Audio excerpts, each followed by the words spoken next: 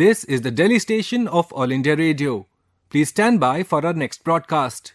You will now listen to the recording of today's proceedings during the question hour in Rajya Sabha. ये आकाशवाणी है. अभी आप आज राज्य सभा में प्रश्नकाल के दौरान हुए कार्यवाही की रिकॉर्डिंग सुनेंगे. माननीय सभासदों, माननीय उपसभापति जी. Honorable members, it's question hour now. Question number 166.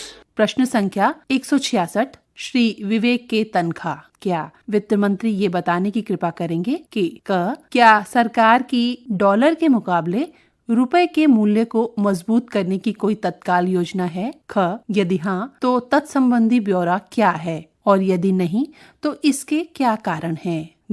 क्या सरकार ने अंतर्राष्ट्रीय बाजार में रुपए के मूल्य को मजबूत करने के लिए कोई दीर्घकालिक योजना बनाई है? और क्या सरकार ने भारतीय रुपए के तेजी से गिरते मूल्य को नियंत्रित करने के लिए एक समिति बनाई है? यदि हाँ तो तत्संबंधी ब्यौरा क्या है? केंद्रीय वित्त राज्य मंत्री Shri Pankaj Chaudhary. Supplementary. Finance Minister? No, okay. So my question to the Finance Minister through the Chairman is, because sharp depreciation of rupee against US dollars on account of aggressive monetary tightening by US Federal Reserve and spillover conflict have thrown major challenges for policymakers and the government. Indian rupee has depreciated by 7% in 2022. Continued capital outflow of US $50 billion up to September 2021 is now a reality. So the question is that the liberalized remittance scheme, which allows $250,000 per individual, with little or no monitoring of the outflow and return benefits, could be adding pressure on rupee. Is it? And since it is only an outflow, reduction of remittance may be a solution. The question is the government considering that? सभापति महोदय, माननीय सदस्य ने बहुत ही उचित प्रश्न पूछा है और जहां तक सरकार का सवाल है, सरकार तमाम प्रयत्न कर रही है. अगर देखें तो रुपए में ही हो रही गिरावट को कम करने के लिए निम्न प्रयास किए गए हैं. एक्सटर्नल कमर्शियल बोरिंग के तहत पात्र बोर्ड्स को आरबीआई से संपर्क किए बिना पैसा जुटाने की अनुमति दी गई है. अब ऑटोमेटिक रूट से तहत जहां लिमिट 750 मिलियन डॉलर से बढ़ा करके 1.5 बिलियन से 2.5 बिलियन किया गया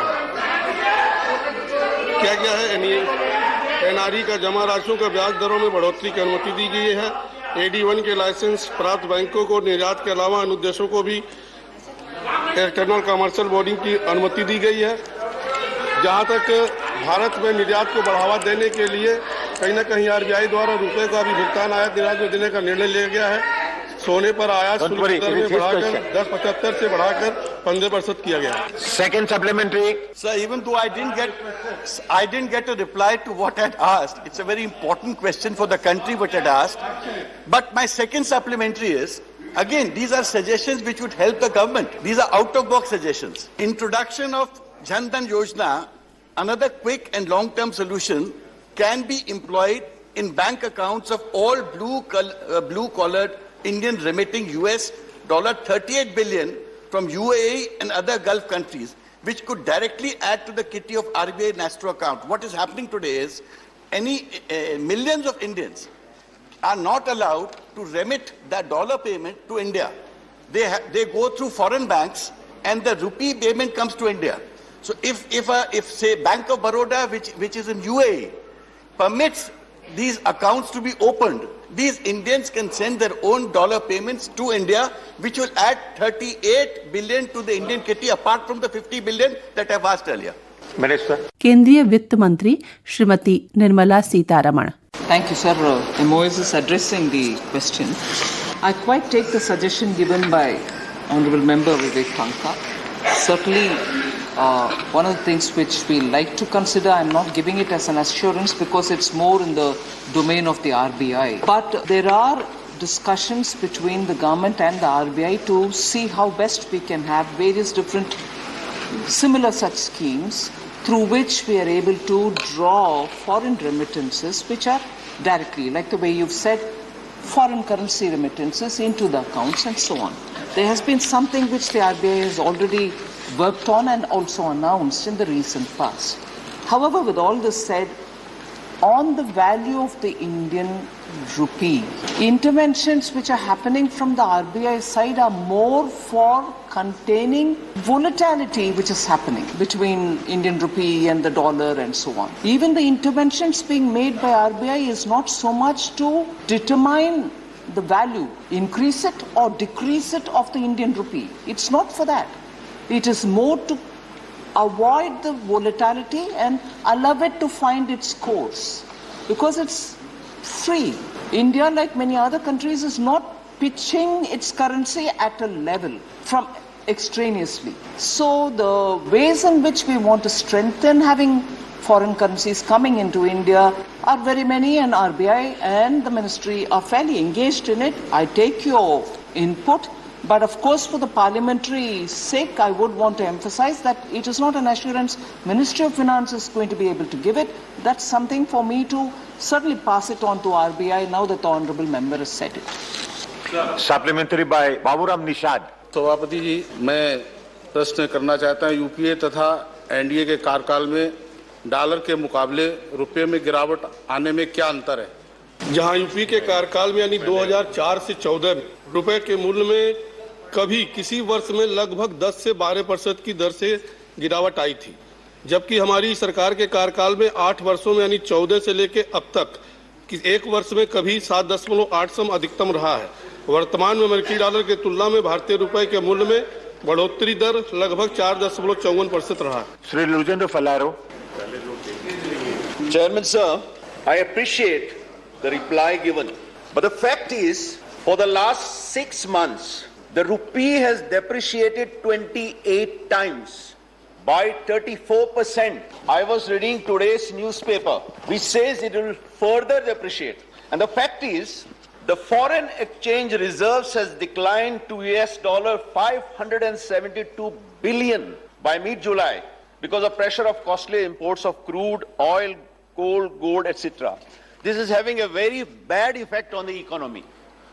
Can the Honourable Minister assure us that something will be done immediately to arrest the collapse of a rupee? Thank you. First of all, a very senior member has raised a very important issue. There is no collapse of the rupee. I'm just picking up on what the Honourable Member has said. Indian rupees fluctuations are more versus the dollar, the US dollar. And even there, the performance of the Indian rupee is much better than its own peers. We've withstood the impact of the US Fed's decisions much better than any other peer currencies. And actually, if you compare Indian rupee versus other currencies, it's appreciating in its value. So let us please understand the context and speak about the Indian rupee. There's no collapse, sir. Honourable Member, I would like to assure you through you, sir, there is no collapse of the Indian rupee. And also to speak about the reserves coming down. We are still somewhere in the range of 500 and let me give you what I had of this morning. As of 22nd July, it was at 571.56 billions reserves. And therefore, it's not a small amount. Yes, some when it was in the range of 600 and now it's come down to in the range of higher ends of 500, 571 and so on. We're still comfortably placed. So I want the House to take into cognizance Indian rupees performance versus others, whether it's the US pound, UK pound and so on. And therefore contextualize India rupees performance versus the US, particularly because of the various steps which are being taken by the US Fed. So there's no collapse. It is actually finding its natural course. As I said, the RBI is continuously monitoring it and intervening only if there is volatility. RBI's intervention are not so much to fix the value of the Indian rupee because it's free to find its own course. Pramod Tiwari. एक सीधा सा सवाल मेरा है, अमृत महोत्सव क्या समाप्त होने के पहले डॉलर रुपए के मुकाबले नीचे आ जाएगा या नहीं आ जाएगा? ये सीधा सवाल है। सम्मान्य प्रमोद तिवारी जी बहुत सीनियर है, वरिष्ठ है। मैं उनको याद दिलाना चाहती हूँ कि जब माननीय मुख्यमंत्री गुजरात तब की इंडियन करेंसी के ऊपर उनके अपने बयान दिए, इसलिए दिए कि बाकी सभी पैरामीटर्स के ऊपर भी भारत देश का हालात बहुत गंभीर परिस्थिति में आ गए, फ्रजाइल 5 में ले आए, इकोनॉमी फ्रजाइल 5 में एक हो गया था। सुनिए ना, जवाब तो सुनना चाहिए ना, प्लीज जवाब सुनिए, क्योंकि मैं प्रश्नों को ध्यान से सुनती हूँ और जवाब देने के लिए कष्ट करती हूँ, कोशिश करती हूँ, मेरी जिम्मेदारी मानती हूँ। सो प्लीज मेहरबानी करके सुनिए। तब की मुख्यमंत्री गुजरात और अब की प्रधानमंत्री जी तब ये बयान देने का कारण क्या है? इकोनॉमी में डबल डिजिट इन्फ्लेशन 22 महीने तक चला और कोई रुकावट नहीं था उसमें। फ्रजाइल 5 इकोनॉमी हो गया था उस समय और भारत देश का इकोनॉमी सिर्फ वो टेपर ट्रांटम के वजह से इतना गंभीर हालत पहुंचे। आज देख लीजिए, पैंडेमिक है, पैंडेमिक से रिकवरी है, सेकेंड वेव है, ओमिक्रॉन है, यूक्रेन रशिया वॉर है, पूरे दुनिया के सप्लाई चेन टप पड़ा हुआ है। भारत देश का करेंसी अभी बरकरार और स्ट्रांग रह रही है, उसको ध्यान रखिए अमृतकाल में। Question number 167। प्रश्न संख्या 167 डॉक्टर कणिमोजी NVN सोमू, क्या वित्त मंत्री ये बताने की कृपा करेंगे कि गत 3 वर्षों के दौरान सरकार द्वारा संग्रहित विभिन्न प्रकार के उपकरों और उनकी वसूली का वर्षवार ब्यौरा क्या है?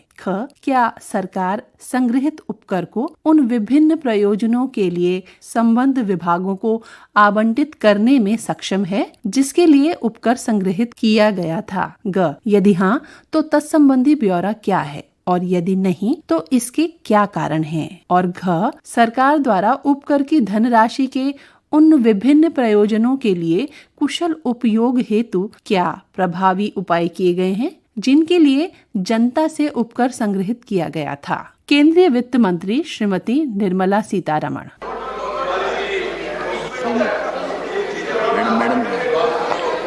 Minister.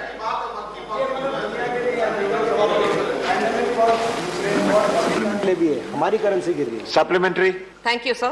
Sir, the states have been continuously demanding the union government to bring the proceeds of the cesses and surcharges into the divisible pool so that the states will get a greater share of devolution from the center's net proceeds in order to meet their own social, human development and infrastructure commitments. I would like to know from the Honorable Finance Minister whether the union government shares its income from cesses and surcharges with the state governments to uphold cooperative federalism, and what prevents the union government in sharing the income generated through the cesses and surcharges with the state governments? Sir, let me go back for a minute. At the time of introduction of GST, the union government collected cesses, nearly 18 of them were also subsumed into the GST. So, literally, if 18 cesses went off into the GST, they are also getting divided according to the GST formulation. But post that, there are cesses certainly being collected. And cesses are spent through the states. The union government doesn't have anything with it, having collected the cess. So what are the cesses that we're talking about? The health education cess, secondary education cess, meaning primary, secondary education cess, health cess, which is they're combined, the GST compensation cess, and the road and infrastructure cess. I've given the details in the answer, so it's already on the table, so I wouldn't want to read every one of the numbers. But what I would like to draw the honorable members' attention is, for instance, between 2010-11 onwards to 22-23 on up to 23, the primary education cess plus secondary education cess plus health education cess. If 44 crore 4,54,659 is the collection in crores. 460,158, much more than what was collected, has been spent on primary education related matters. And how does this go, sir? Union government, either through its budget or the collected cesses, goes through the cess central sector schemes and centrally sponsored schemes. They all go to the states. So the education related cess has actually had 5,498 crores in addition to what has been collected, spent on those particular stated objectives for which the cess is collected. So, collect the cess, what are you doing with it? You share it with the states. More than what has been collected as cess has been spent, and that is spent through the states. One. Second, sir, GST compensation is a cess which the GST Council has decided, and it is collected. Even there, from the central kitty, we've added only because we wanted to make sure that the money reaches the states earlier. Whilst the collected cess was a certain amount, utilization is certain other, the excess added, because utilization is more than what was collected, is 38,223 crores. More than what has been collected has been spent as compensation under the GST. And the last one, sir, which I would like to place on the table of the House, is the road and infrastructure cess. The estimated collection was going to be 1,13,000, am I reading this right? 1 minute, please. 11,36,951 is what has been collected. 11,31,980 is what is being utilized, because the collection has come down as a result of reduction in the excise duty collection on petrol and diesel. So there is a negative of 4,970 in the road and infrastructure cess, the differential between collection and utilization, but we are committed to fill that amount in as well. So everything and more than everything that is collected as the cess is spent through the states, for the states, and if there are gaps, the center fills it up. Second supplementary. Sir, though the proceeds and cesses and surcharges are not shared with the states, the share as percentage of gross tax revenue has been doubled from 6.26% in 2010-11 to 16.89% in 2021-22. With the current trend, it will cross 20% by 2024. The levy on the account of assesses and surcharges was rupees 3,72,971 crore during the years of 2021 and 21-22.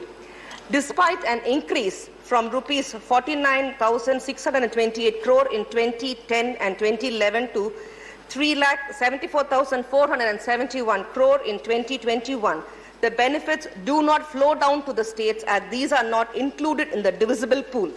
If the entire cess and the surcharges are shared with the states, then the states would get an additional kitty of rupees 1,53,533 crore. That is 41% of 3,74,471 crore. The states are constrained to generate new resources. It is imperative to bring in a constitutional amendment to include these cesses and surcharges to the divisible pool. Whether the union government is willing to bring in a constitutional amendment to share the cesses and surcharges with the state governments, I would like to hear an affirmative statement from the Honorable Finance Minister in this regard. Thank you, sir. I think I've answered the question earlier, sir. Yes, your answer was detailed. It is answered already. Supplementary by Dr. V. Sivadasan. Of the GST, the Panchayati Raj institutions has faced a big loss of their income through the collection of the tax or cess from the entertainment sectors like cinema theatres, entertainment parks and other institutions. the huge amount of income of local self-government has been reduced because of the GST. So that is why I am asking to the ministry whether the ministry has any plan of a special assistance to the these Panchayati Raj institutions. If so, the exact amount of the assistance, please say that. I think after the 14th Finance Commission, the devolution going to the Panchayati Raj institutions, in fact, directly has actually gone up. So there's nothing more that I can add as an answer to the Honourable Member beyond that. Thank you. The next supplementary is by Dr. L. Hanumanthaya. Good Chairman, sir. Sir, the tax and cess by the state government and central government. See, for example, the road tax, the state government is putting on all the vehicles.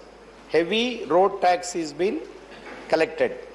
Second, the toll is collected from the central government. Third, the state highways have started collecting the tolls also. So my question is, what is the deadline to stop either these cess or the taxes which is being collected by the governments, and whether there is a coordination between the state government and central government by applying these kind of cess to the customers, those who are paying double, triple on the same point, especially the road taxes which I am talking about. Thank you, madam. Normally, toll and toll-related issues are discussed with the road because the specific question relates to roads. The Ministry of Surface Transport and also the states do talk to themselves about the toll collection, any mismatches and so on. So at this stage, this is the reply I can give, but if there's more, I'll have the Ministry of Roads talk to the Honourable Member. The next supplementary is by Jawahar Sarkar. While thanking the Minister for the reply given, I have two sharp questions. One is in support of what Ms. Kanimodi has said, that it is a long-standing demand that cesses be stopped being taken unilaterally by the centre. In a federal system that has evolved for over 75 years, we need to take a fresh look at it, and cesses are often charged to make bridge finance. She knows it, I know it, we know it. Now, coming to this, when you mention that more than cesses collected are actually going to the state, not devolved, but going to the state as central sector grants, I'll give you only one example, madam. We have started with the education cess, which is the bulk of it. With so much education cess and with so much revenues coming to the central government, the total expenditure on education has not touched 1% of the GDP. Not 1%, it was 1% last year, it has come down to less than 1%. And the cash-starved states that do not have cash, put together have contributed 3.5% of the GDP to education. I am only appealing to you as somebody who's from a constituent from some state or the other, that can the responsibility be so lopsided? 3.5% by the states put together. Put your supplementary, Mr. Sarkar. The reconsideration of cess being used specifically to target those sectors that are falling short of the national demand, the long-term demand. That's all. Thank you. So the question brings in so many elements which are not strictly in the domain of the finance ministry. National demand. Maybe anything. National demand can be anything from one section of the society versus another. I have no disputes with it. But I'm here to talk about the quantum of cess that we've collected, the purpose for which it was collected, and has it been spent or not. I've answered that question even for the Honourable Member Kanimudi. Now, if there are questions related to is it 1%, is it 2%? Very well asked. But my question does not pertain, the core question does not pertain to any of this. The next question, 168. प्रश्न संख्या 168 श्री सुशील कुमार मोदी, क्या वित्त मंत्री ये बताने की कृपा करेंगे कि राजस्व आसूचना निदेशालय DRI द्वारा ओप्पो मोबाइल्स को कथित सीमा शुल्क अपवंचन हेतु कितनी राशि के मांग नोटिस भेजे गए हैं? ख. क्या शाओमी टेक्नोलॉजी इंडिया द्वारा कथित सीमा शुल्क अपवंचन किया गया है? यदि हाँ, तो तत्संबंधी ब्यौरा क्या है? ग. क्या ये सच है कि वीवो अपने टर्नओवर का 50% भाग भारत के बाहर अपनी मूल कंपनियों को गैर कानूनी रूप से अंतरित कर रहा है? और घ. क्या देश के किसी अन्य मोबाइल या उपकरण विनिर्माण कंपनी पर कर अपवंचन का आरोप है? तत्संबंधी ब्यौरा क्या है? केंद्रीय वित्त मंत्री Shrimati Nirmala Sitharaman.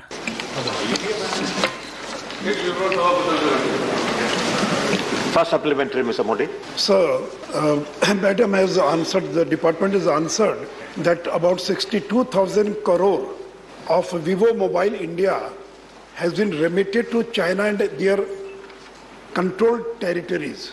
I want to know from the government, apart from Vivo Mobiles, which are other Chinese companies who have remitted money to China and its controlled territories, and how much is the amount involved?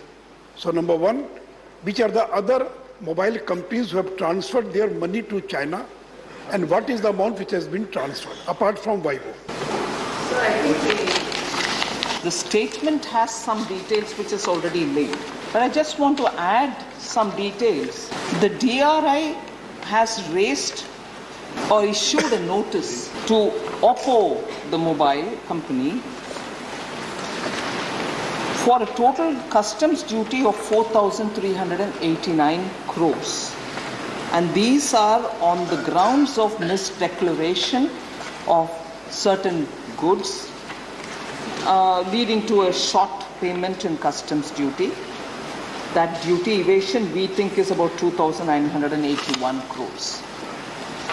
Undervaluation of imported goods, sir, for the purpose of payment of customs duty, that we think is an evasion of 1,408 crores. So that is for Oppo. I may add here that voluntarily they've come about to deposit 450 crores, much against the total that is running in 4,000 crores.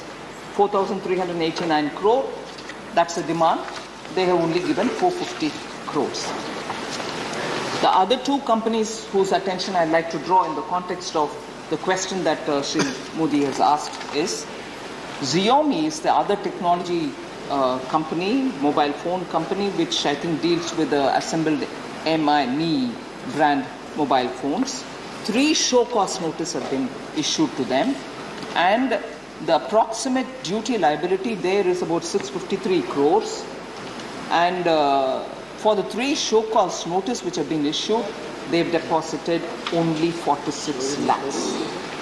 And a third company is Vivo India, for whom also there is a demand notice given for 2,217 crores, for which they have deposited 60 crore as voluntary deposit. So these are, and besides this, the ED is looking at 18 companies that were established by the same group, Vivo, and there they have voluntarily remitted 62 lakh crore as deposit, but the parent company outside of India, for the total sales which has happened, 1.25 lakh crore. Of the 1.25 lakh crore, which is the total sale, remitted, this Vivo has transferred through these 18 companies huge amount of funds, and it is believed that Vivo India has in turn remitted 0.62 lakh crores to its parent company, which is outside of India. Second supplementary. So my second question, Madam has answered that CBIC has booked 43 companies and CBDT has booked 5 group of telecom sectors companies.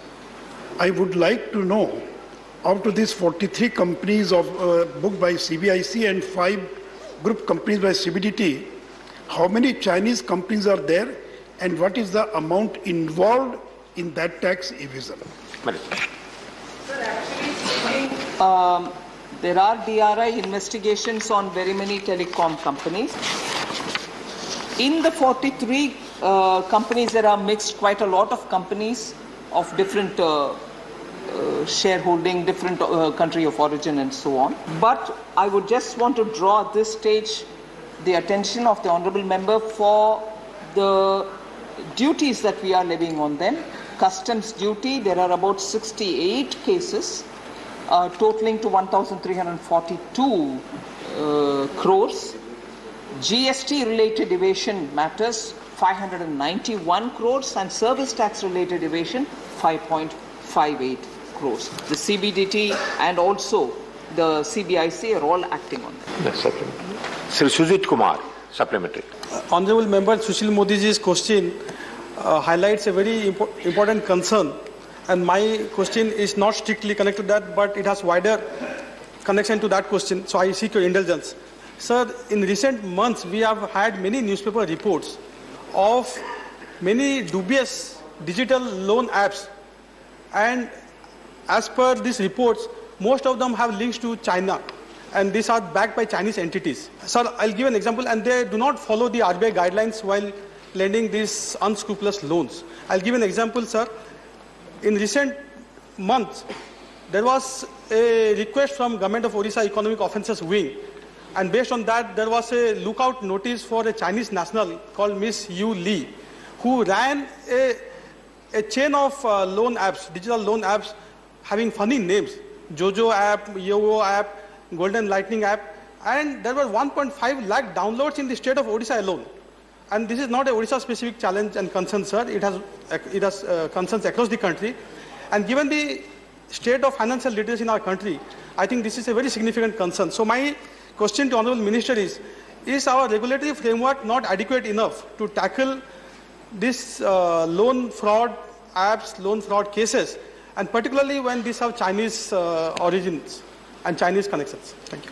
No, this does not pertain to the core question, but it is a genuine concern that the Honourable Member of Parliament has raised.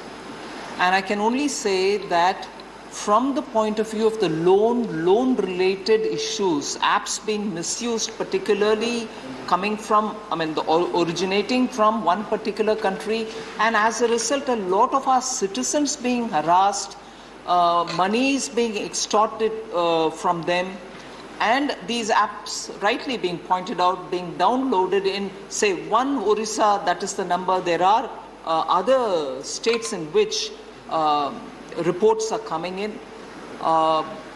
Ministry of Finance, Corporate Affairs, MeitY, and a few other departments, inclusive of Home, are all constantly discussing and working to ensure action is taken. I would only broadly indicate, not get into some specifics here, broadly indicate in the recent past, only a couple of months ago, particularly in the state of Telangana, a lot of people have been put to harassment, and in those actions have been initiated. That's not to say we are not taking action elsewhere. We are consciously taking actions against Indian citizens who have also helped in having these companies established, and what may be broadly defined as shell companies through which they are operating. So action in all these angles are being taken, but that is how far I can answer at this stage. The supplementary by Vijay Sai Reddy.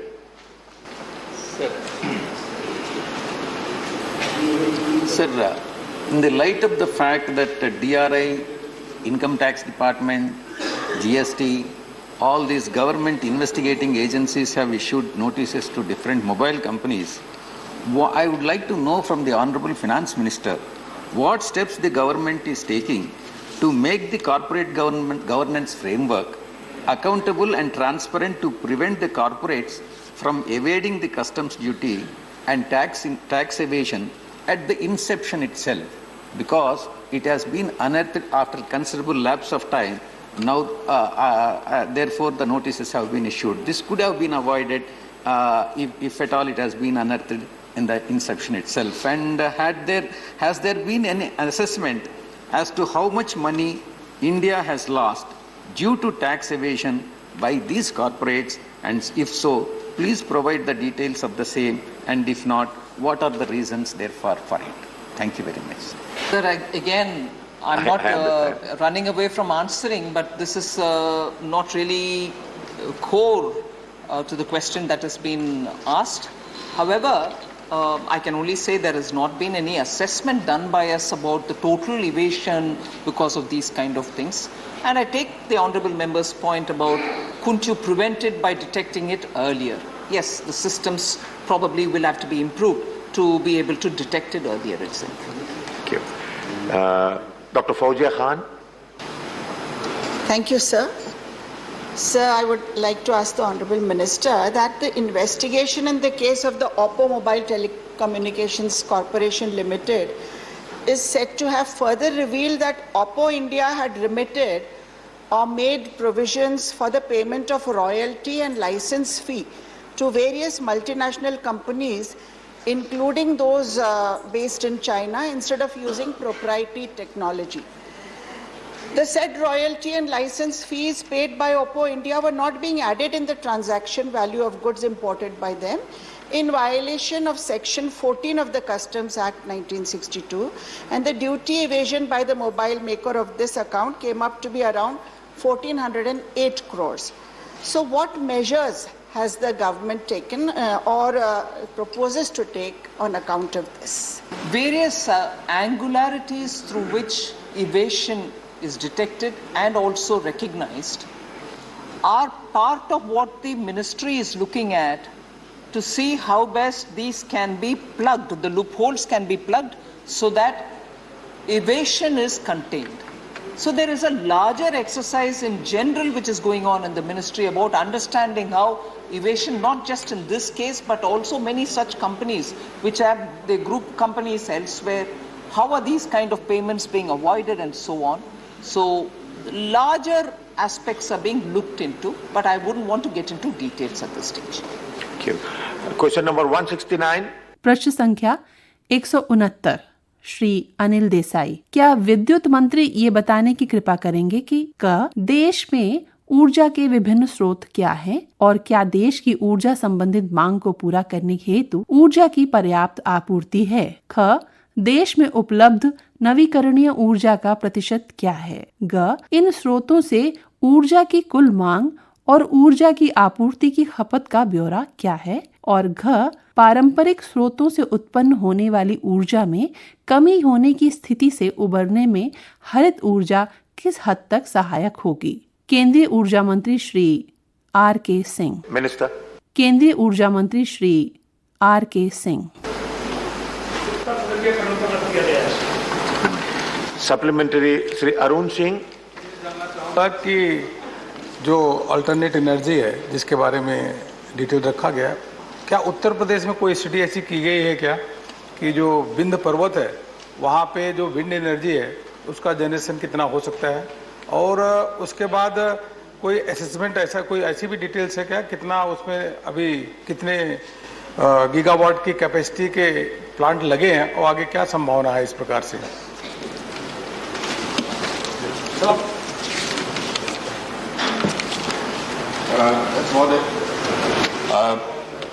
माननीय सदस्य ने जो सवाल उठाया है, तो हम लोगों का एक national institute of wind energy है जो कि जगह जगह सर्वे करता है कि कहाँ कहाँ कितना विंड पोटेंशियल है। वो स्पेसिफिक विंध्या पर्वत पर वो सर्वे हुआ या नहीं या उसका क्या निष्कर्ष निकले, ये मैं पता करके माननीय सदस्य को बता दूंगा।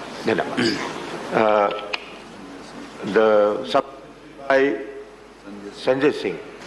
और मैं आपके माध्यम से माननीय मंत्री जी से जानना चाहता हूं कि आपने इसमें थर्मल पावर प्लांट्स के भी जिक्र किए हैं, लेकिन अभी पिछले दिनों एक आदेश जारी किया गया आपके मंत्रालय की तरफ से कि राज्य सरकारें यानी कि पंजाब सरकार में पिछली सरकारों ने खजाना खाली कर रखा है, 10% आपने आयात का नियम बाध्यकारी कर दिया और ये कह दिया कि अगर आप 10% कोयला आयात नहीं करते तो आपको कोयला, हिंदुस्तान का कोयला, कोल इंडिया का कोयला नहीं मिलेगा। मान्यवर, मैं आपके माध्यम से बड़ी विनम्रता पूर्वक मंत्री जी से जानना चाहता हूं कि जब कोल इंडिया ने साफ तौर पे कहा है कि 32% उसका उत्पादन बढ़ा है, यानी कि 32% प्रोडक्शन कोल इंडिया का बढ़ा है, फिर आप भारत का कोयला राज्य सरकारों को, पंजाब को, दूसरे राज्यों को क्यों नहीं दे रहे हैं? क्यों आप विदेशों से कोयला आयात करने के लिए राज्यों को बाध्य कर रहे हैं? अध्यक्ष महोदय, हम लोगों का जो एनर्जी कंजम्पशन है उसमें बढ़ोतरी करीब 21% हुई है पिछले कुछ महीनों में, जो कि एक रिकॉर्ड है। और ये जो बढ़ोतरी है, ये बढ़ोतरी शुरू से चली आ रही है। 13-14 में हम लोगों का कंजम्पशन होता था करीब 935 बिलियन यूनिट। आज वो बढ़कर करके हो गया है 1400 या उससे ज़्यादा बिलियन यूनिट। करीब 45% बढ़ा है। 2013-14 में जो था उससे 45% इंक्रीज किया है। आज पिछले कुछ महीनों में काफ़ी इंक्रीज किया है।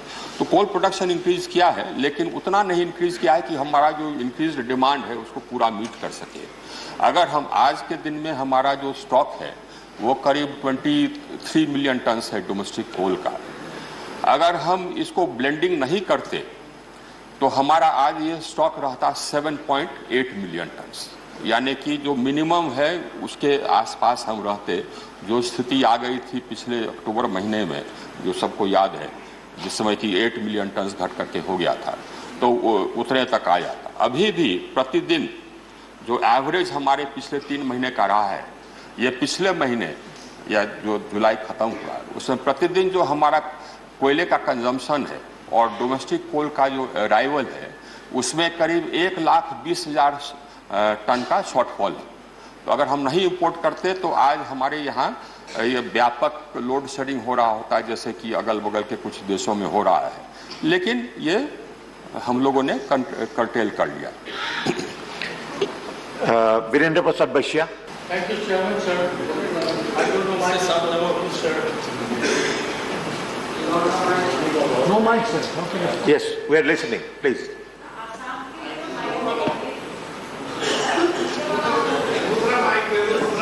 दूसरा ले लीजिए। आप बोलना शुरू करो। बटन चालू कर दीजिए, व्हाइट बटन। हाँ। Honorable Chairman, sir, thank you. Sir, hydro power generation, thermal power generation, nuclear power generation, and renewable power generation is the power generation sources of our country, sir. So renewable energy, power generation from the renewable energy is the core of the hour, sir. Developed countries like Germany, they have given goodbye to nuclear energy and they have given priority to renewable energy, sir. I want to know from Honorable Minister, in current financial years, how many money allocated for the development, for the renewable and the power generation from the renewable energy in our country, especially how many money you allotted in Ladakh. Ladakh is the place of our country where 35 days in a year, Sandhi desert here, sir. And I also want to know how many money is allotted for renewable power generation for the northeastern region of our country, sir. अध्यक्ष महोदय, ये तो इस प्रश्न से संबंधित नहीं था, उसका डेटा कलेक्ट करके मैं बता दूंगा, मैं डेटा करके बता दूंगा। लेकिन रिन्यूएबल एनर्जी कैपेसिटी एडिशन जो अभी निर्माणाधीन है, हमारा रिन्यूएबल एनर्जी कैपेसिटी, वो करीब ये हाइड्रो पावर निर्माणाधीन है 14,103 मेगावाट, सोलर पावर निर्माणाधीन है 48,700 मेगावाट, विंड पावर निर्माणाधीन है 11,560 मेगावाट। इतना हमारा अभी निर्माणाधीन है। लद्दाख में हमने योजना बनाई है करीब 10,000 मेगावाट सोलर और विंड हाइब्रिड को स्थापित करने के लिए। उसके निष्कासन, उतने एनर्जी के निष्कासन के लिए हमको ट्रांसमिशन लाइन बनानी होगी। तो ट्रांसमिशन लाइन बनाने के लिए हम लोगों ने ये सर्वे वगैरह ये करा लिया है। बाय एंड लार्ज उसका जो एस्टिमेटेड कॉस्ट है वो भी आ गया है और उसमें कुछ हमको VGF देना पड़ेगा क्योंकि ट्रांसमिशन कॉस्ट कुछ अधिक है। तो उसका भी स्वीकृति हम लोग कर रहे हैं। तो जैसे ही ट्रांसमिशन लाइन हमारा ये बनने के कंप्लीट होने के कगार पर होगा तो हम अपना वहां पर क्षमता स्थापित कर देंगे। Thank you. Question number 170। प्रश्न संख्या 170 श्रीमती वंदना चौहान, क्या स्वास्थ्य और परिवार कल्याण मंत्री ये बताने की कृपा करेंगे कि क्या इस वर्ष जुलाई में केरल में मंकी पॉक्स के पहले मामले का पता लगा है? विश्व भर में मंकी पॉक्स के कितने मामलों का पता लगा है और कितनी मौतें रिपोर्ट की गई हैं? सरकार द्वारा स्वास्थ्य संबंधी क्या अपेक्षित उपाय किए गए हैं और इस संबंध में क्या अन्य निवारक कार्रवाई शुरू की गई है? क्या WHO के अनुसार एक मामले का पता लगना भी प्रकोप माना जाता है? क्या जन स्वास्थ्य संबंधी आपात संकट के बारे में अंतर्राष्ट्रीय चिंता PHEIC को किसी प्रकोप की संज्ञा दी जा सकती है? क्या नागरिकों को इसके लक्षणों के बारे में सचेत किया गया है और क्या उन्हें इस बारे में बताया गया है कि कौन से निवारक उपाय किए जाने चाहिए? और क्या इस रोग को फैलने से रोकने के लिए भारत में प्रवेश कर रहे नागरिकों की जांच की जा रही है? केंद्रीय स्वास्थ्य एवं परिवार कल्याण मंत्री Shri Mansukh Mandaviya. Minister, first supplementary. Sir, the WHO has flagged the LGBTQ community as high risk for contracting the illness. So I would like to know from the Minister, sir, through you, sir, whether the government intends to take any concrete steps specifically to address the already vulnerable group of LGBTQ, and if so, I would like to know the details. माननीय deputy chairman साहब, monkey pox disease ये India में और दुनिया में एक new disease नहीं है और 1970 से दुनिया में अफ्रीका से लेके दुनिया के कई कंट्री में ये केस दिखाई दे रहा है और वर्तमान समय में मई महीने में दुनिया की कई कंट्री में जब केस दिखने लगा तब WHO ने उसके ऊपर विशेष ध्यान दिया और उसके ऊपर निगरानी करना शुरू किया। उसके तहत इंडिया में भी उसके ऊपर निगरानी शुरू हुई है। एक केस और ये डिसीज़ डीप कॉन्टैक्ट से स्प्रेड होता है। माँ को होता है तो बच्चे को होने की संभावना होती है, हस्बैंड को होता है तो वाइफ को होने की संभावना होती है।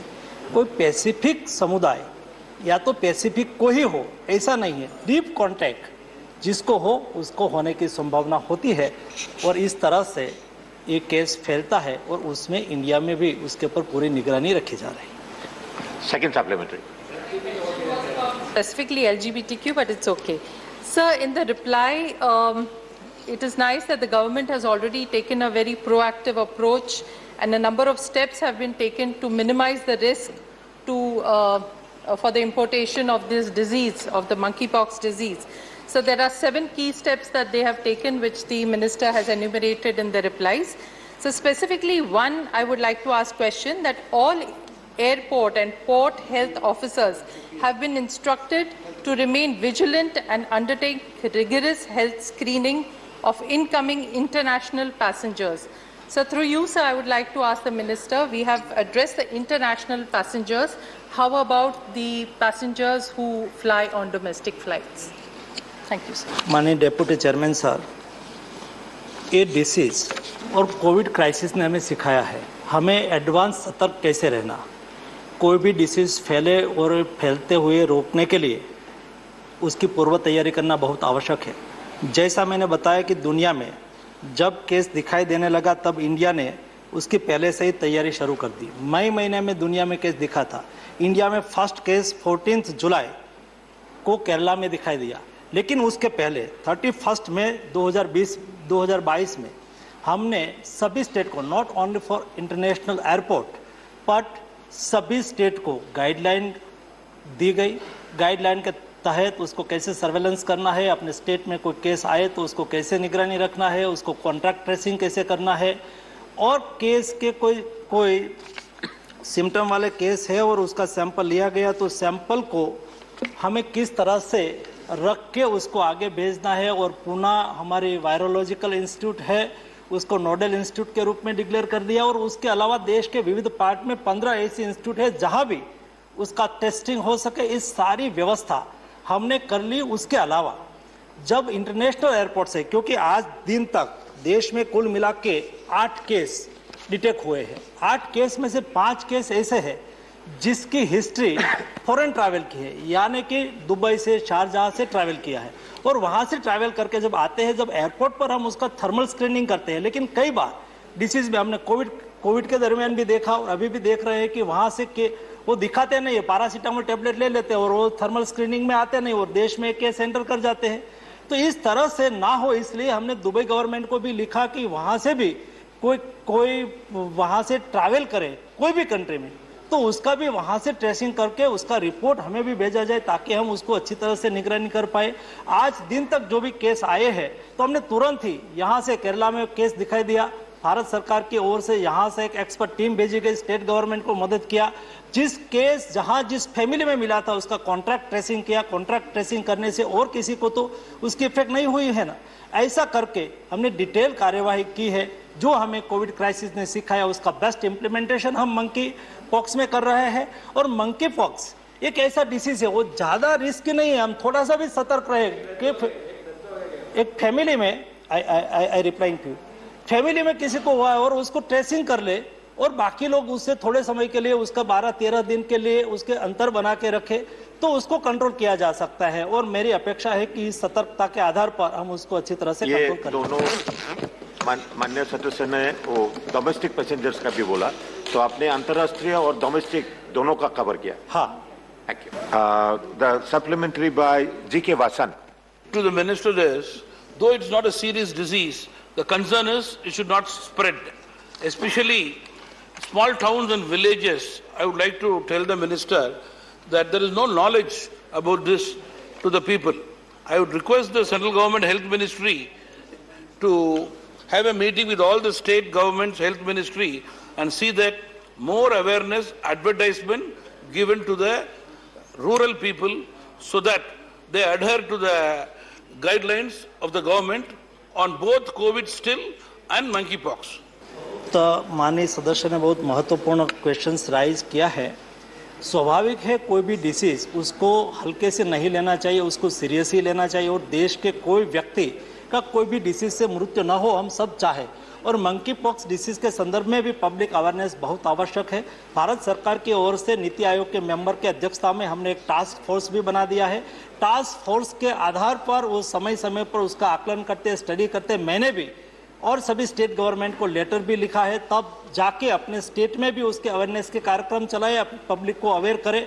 कई एक्सपर्ट लोग भी टेलीविजन के माध्यम से पब्लिक अवेयरनेस करके डीप कॉन्टेक्ट से ऐसे कोई संदिग्ध केस है तो उससे दूर रहे। दूर केवल इतना ही रहना है कि उसके जो नज़दीक के लोग हैं वो उसके अंतर बनाए रखे, बाकी घबराने की आवश्यकता नहीं। कई बार ऐसा होता है कि कई लोग ज़्यादा बोलने से, वैसा तैसा बोलने से पब्लिक में एक फियर आ जाता है, डर आ जाता है। एक केस के मंकी पॉक्स के संदर्भ में डरने की कोई आवश्यकता नहीं है। भारत सरकार की ओर से स्टेट गवर्नमेंट के साथ कंसल्टेशन करके, बातचीत करके पब्लिक को स्टेट कंट्री में अवेयरनेस किया जा रहा है ताकि एक डिसीज को आगे बढ़ते हुए हम रोक सकें।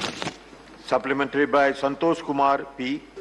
If you go through the globally reported 18,000 cases, the monkeypox is mainly affecting younger generation everywhere in the world. So have you noticed this? Because the older generation got vaccinated due to cowpox, smallpox, and similar kind of diseases. So younger generation are the most vulnerable section. So have you noticed this? And would you like to get them vaccinated as early as possible? माननीय deputy chairman sir, monkey pox और small pox के नज़दीक का disease है और small pox के लिए टीका का रिसर्च हुआ था। मंकी पॉक्स के लिए अभी टीका का रिसर्च बहुत लिमिटेड रूप में किया गया है, या तो वो अभी एकदम limited studies on the efficacy and safety पर काम हो रहा है। केवल जब यूरोप में ज़्यादा केस दिखाई दे रहा है, आज कुल मिला के दुनिया में 78 कंट्री में 18,000 केस आइडेंटिफाई किए गए, उसमें से 5 से 6 लोगों की मृत्यु हुई है।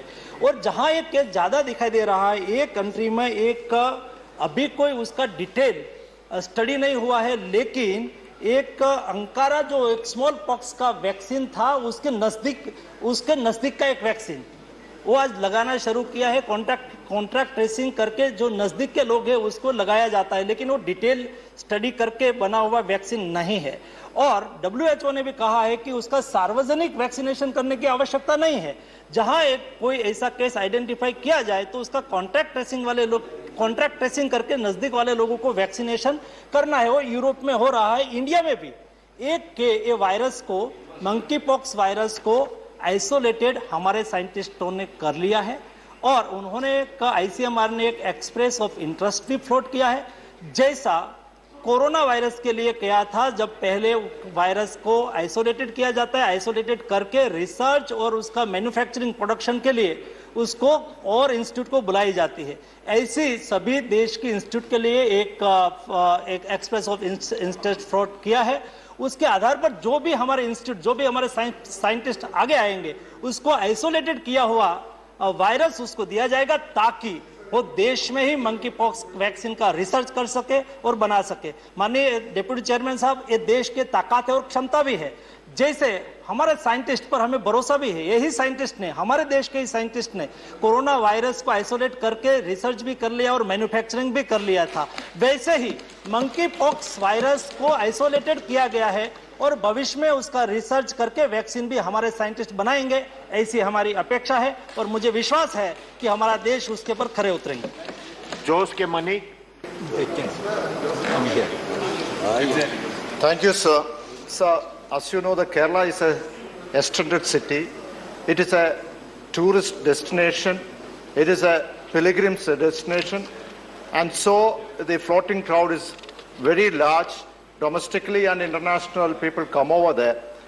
And so Kerala is prone to communicable diseases like this. So my question to the minister is, will the central give some assistance to the government of Kerala, especially if a suspected case comes over there, we send the sample to Pune. Generally, it takes about more than a week's time for the confirmation. By the time, probably there could be outbreak. Yeah. So my question to the minister is, could you allot a new virology center and research center for the state of Kerala, especially the Center Travancore, the state of the district of Kottayam? Limited question. माननीय deputy chairman sir, आज हमने 15 institute को identify कर दिया है और आवश्यकता होगी तो और भी इंस्टीट्यूट को हम मंकी पॉक्स वायरस को टेस्ट करने के लिए आइडेंटिफाई करेंगे। केरल गवर्नमेंट हमारे लिए देश की सभी गवर्नमेंट, ये भारत का ही, हिंदुस्तान का ही एक स्टेट है। केरल गवर्नमेंट को भारत सरकार की ओर से साइंटिफिक जिस प्रकार की सपोर्ट की आवश्यकता हो, भारत सरकार की ओर से सपोर्ट दिया जाएगा। अभी भी भारत सरकार की ओर से ही एक्सपर्ट टीम स्टेट गवर्नमेंट को समय समय पर गाइड कर रही है। Question number 171। प्रश्न संख्या 171। डॉक्टर सोनल मानसिंह, क्या स्वास्थ्य और परिवार कल्याण मंत्री ये बताने की कृपा करेंगे कि क आयुष्मान भारत प्रधानमंत्री जन आरोग्य योजना का लाभ लेने के लिए विहित पात्रता और मानदंड क्या है? ख इस योजना के अधीन चिकित्सा का लाभ उठाने के लिए सरकार द्वारा तय की गई धनराशि कितनी है? और ग पिछले 2 वर्षों में इस योजना के अधीन लाभान्वित होने वाले लोगों की संख्या कितनी है और तत्संबंधी ब्यौरा क्या है? मिनिस्टर। केंद्रीय स्वास्थ्य एवं परिवार कल्याण राज्य मंत्री श्रीमती भारती प्रवीण पवार। सर, उत्तर सभा पटल पर रख दिया है। First supplementary.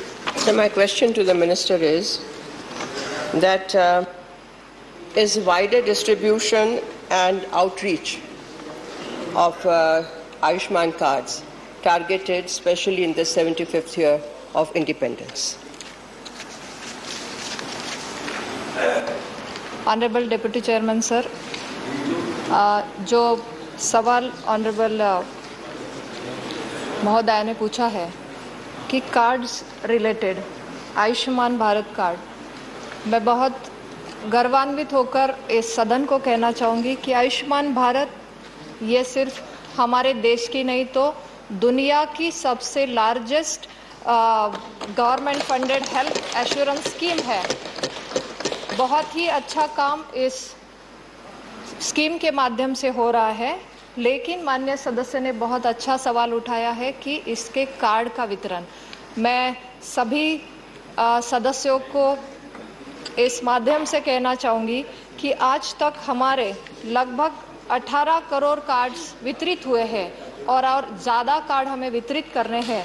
इसके लिए हमें बहुत काम करना होगा और गवर्नमेंट काम कर रही है, क्योंकि हर घर दस्तक जैसा अभियान चला, उसी तरह ये कार्ड वितरण के लिए Thank भी you. आपके द्वारा आयुष्मान योजना Thank चले। you. Question hour is over. House stands adjourned till 2 p.m. अभी आप आज राज्यसभा में प्रश्नकाल के दौरान हुए कार्यवाही की रिकॉर्डिंग सुन रहे थे। You were listening to the recording of today's proceedings during the question hour in Rajya Sabha. This broadcast came to you from the Delhi station of All India Radio.